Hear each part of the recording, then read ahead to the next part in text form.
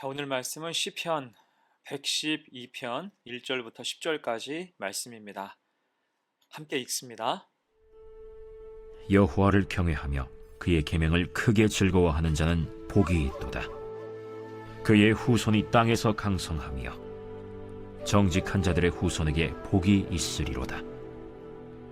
부와 재물이 그의 집에 있으며 그의 공의가 영구히 서 있으리로다. 정직한 자들에게는 흑암 중에 빛이 일어나나니 그는 자비롭고 긍휼이 많으며 의로운 이로다.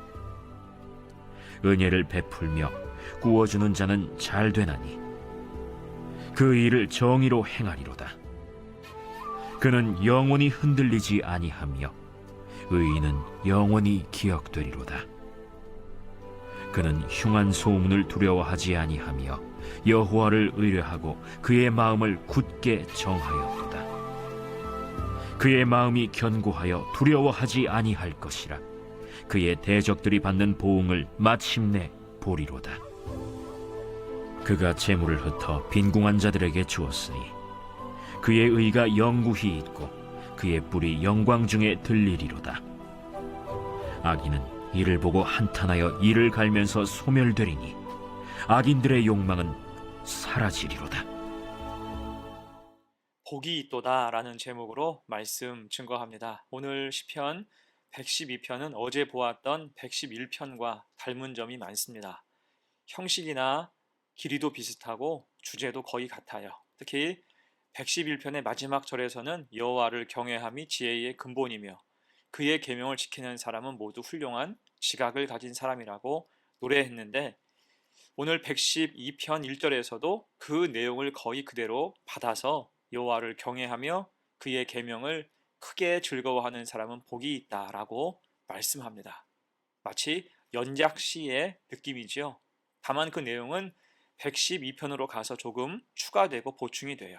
그래서 굳이 구분한다면 111편은 하나님의 놀라우신 사랑에 대한 감사와 찬양을 드리는 감사 시인 반면에 112편은 하나님을 경외하는 사람들의 삶과 성품, 그들이 받는 복에 대해서 교훈하는 지혜 시에 해당한다 할 수가 있습니다.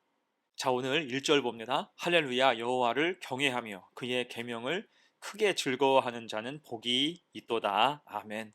복이 있는 사람의 두 가지 특징을 제시하는데, 하나는 여호와를 경외하는 것이고 또 하나는 하나님의 계명을 즐거워하는 것이다라고 말하고 있습니다. 다만 이 두 가지는 서로 연결되는 의미이겠지요. 먼저 경외의 문자적인 의미는 두려움입니다. 그래서 하나님을 경외한다라는 것은 일반적인 의미로 하나님을 두려워한다는 뜻이에요. 그러나 이 두려움은 하나님을 무조건 무서워하거나 공포의 대상으로 여기는 것은 아닙니다. 정확한 것은 하나님이시기 때문에 두려운 거지요. 죄된 본성을 가진 우리 인간과 영원하시고 절대적이며 전지전능하신 하나님의 차이에서 느껴지는 당연한 감정이라 할 수가 있어요. 다만 그렇게 하나님을 경외할 때 따라오는 것이 영적인 즐거움이겠죠. 경외가 단지 두려움과 무서움, 공포감이라면 그 뒤에 즐거움이 따라갈 수가 없습니다. 다만 경외할 수밖에 없는 살아계신 하나님이 친히 우리를 지으시고 인도하시며 말씀을 주셨으니 그 계명을 지키는 것이 당연하고 즐겁다라는 것입니다. 그럴 때 복이 있도다. 하나님이 그 삶에 복을 부어주신다 약속하는 거예요. 자, 그래서 경외와 즐거움은 같이 가야 하는 것입니다. 이에 신명기 5장 29절은 이렇게 말씀하죠. 다만 그들이 항상 이 같은 마음을 품어 나를 경외하며 내 모든 명령을 지켜서 그들과 그 자손이 영원히 복받기를 원하노라. 아멘. 하나님을 경외하고 그 계명을 즐거워하며 살아갈 때 영원히 복을 주신다. 복이 흘러간다고 말씀하고 있습니다. 그 의미가 오늘 2절로 3절이죠. 그의 후손이 땅에서 강성하며 정직한 자들의 후손에게 복이 있으리로다. 부와 재물이 그의 집에 있으며 그의 공의가 영구히 서 있으리로다. 아멘. 곧 후손에게 복이 임하고 부와 재물과 공의의 축복이 흘러가게 된다는 거예요. 언제요? 하나님을 경외하고 그 계명을 즐거워하며 살아갈 때입니다. 하나님이 친히 돌보아 주시기 때문이겠죠. 또한 더 나아가서 오늘 4절 이하에서는 하나님을 경외하는 자, 그 계명을 즐거워하는 자가 누리는 언약적인 성품에 대해서 세 가지로 말씀을 하고 있어요. 간단하게 살펴봅니다. 먼저는 심령, 성품의 빛을 밝혀주신다 약속하고 있죠. 4절과 5절입니다. 정직한 자들에게는 흑암 중에 빛이 일어나나니 그는 자비롭고 긍휼이 많으며 의로운 이로다. 은혜를 베풀며 꾸어주는 자는 잘 되나니 그 일을 정의로 행하리로다. 아멘. 여기서 흑암 중에 빛이 일어난다라는 것은 어두운 환란 속에서도 은혜의 빛을 주신다는 뜻입니다. 이 빛은 평안과 기쁨과 생명이죠. 하나님의 은혜로 그 영혼이 밝아진다는 것입니다. 자, 그런데 이때 생각해 봐야 할 것은 복 있는 자, 정직한 자들에게도 흑암의 때가 올 수 있다는 거예요.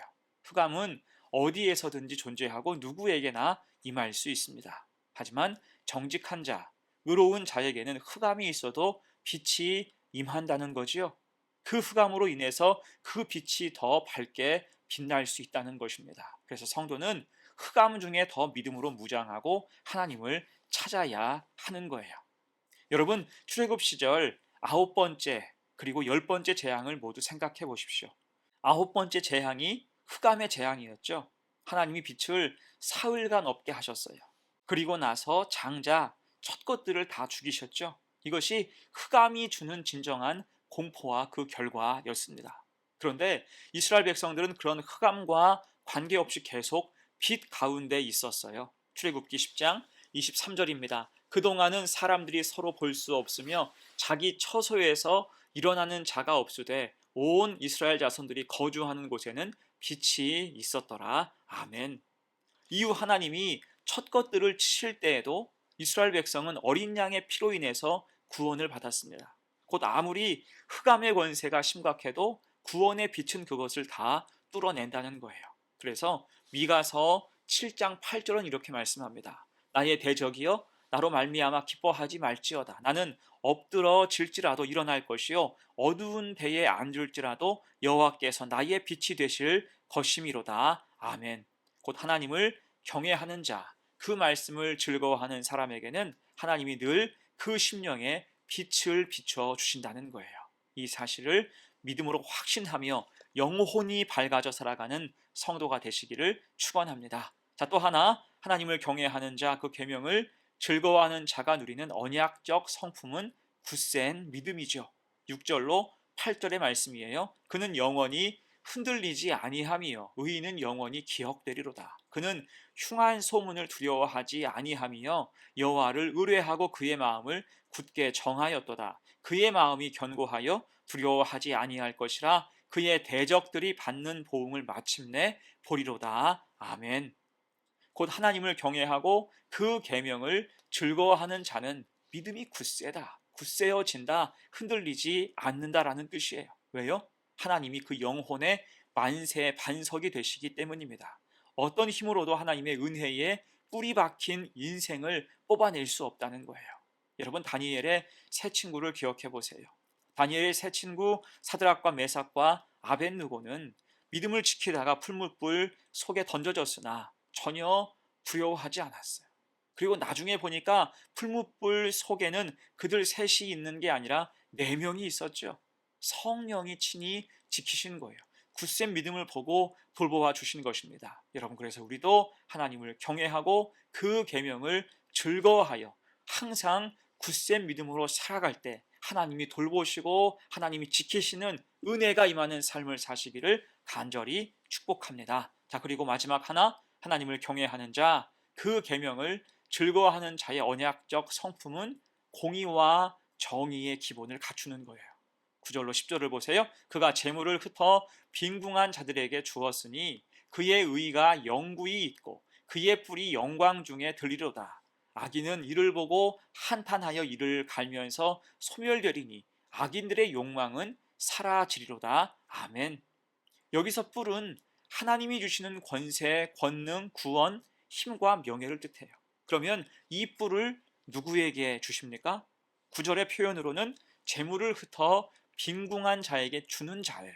곧 하나님의 사랑을 가지고 이웃을 사랑하며 섬기는 자, 혹은 가난하고 연약한 사람을 돌아보는 공의와 정의의 기본이 있는 자에게 뿔을 주신다, 축복하신다, 그런 뜻입니다. 그래서 우리에게는 이 마음, 공의와 정의의 기본이 반드시 있어야 할 것입니다. 우리가 부자 청년 이야기를 잘 알고 있지요. 그가 계명을 다 지켰다고 주님 앞에서 의기양양했어요. 그때 주님께서 그를 향해 뭐라고 하셨습니까? 마태복음 19장 21절이죠. 예수께서 이르시되 내가 온전하고자 할진대 가서 내 소유를 팔아 가난한 자들에게 주라. 그리하면 하늘에서 보화가 내게 있으리라. 그리고 와서 나를 따르라. 아멘. 이것은 주님이 그 사람을 곤란하게 하시려고 하신 말씀이 아니었죠. 오늘 말씀의 표현대로 그의 의가 영구히 있고 그의 뿔이 영광 중에 들리게 하시기 위함이었어요. 그 성품을 보시고 그를 축복하실 작정이었던 거죠. 하지만 그는 근심하며 떠나갔습니다. 왜요? 그 속에 공의와 정의의 기본이 희박했기 때문이에요. 그럴 때 귀하게 쓰임 받고 영광에 거할 기회를 상실하고 만 것입니다. 자, 이제 말씀을 마무리하면서 오늘 말씀을 보면서 우리는 어떤 성도로 이 땅을 살아가야 될까요? 우리는 하나님을 경외하며 하나님 말씀을 즐거워함으로 복을 받는 성도가 되어야 할 것입니다. 1절, 2절 다시 한번 같이 읽어요. 할렐루야. 여호와를 경외하며 그의 계명을 크게 즐거워하는 자는 복이 있도다. 그의 후손이 땅에서 강성하며 정직한 자들의 후손에게 복이 있으리로다. 아멘. 복이 넘실넘실 멀리 우리를 통해서 흘러가야 한다는 것입니다. 자, 그럴 때 하나님은 우리 속에 귀한 성품을 주신다라고 약속하십니다. 흑암 중에도 빛을 발하게 하시고 흔들리지 않는 굳센 믿음을 주시며 공의와 정의의 기본을 가지고 하나님의 뜻을 펼치게 하시는 것입니다. 이것이 복 있는 사람이 가는 길이라는 거예요. 자, 그렇게 우리도 하나님께서 마음과 정성을 다하여 심어주신 삶의 자리에서 하나님을 경외하며 하나님 말씀을 즐거워하는 삶을 통해서 복 있는 사람으로, 복이 흘러가는 사람으로 이 땅을 살기를 간절히 축원합니다. 아멘. 함께 기도합니다. 하나님 아버지, 하나님을 경외하며 하나님 말씀을 즐거워하는 것이 복이 됨을 잊지 않게 하옵소서. 우리의 삶이 온전히 하나님만을 경외하는 삶이 되게 하시고 어느 순간이든 하나님 말씀을 묵상하고 즐거워하며 살아가게 하옵소서. 그를 통해 성도의 품격이 성숙하게 하시고 하나님의 사랑을 나누며 사는 복된 성도가 되게 하옵소서.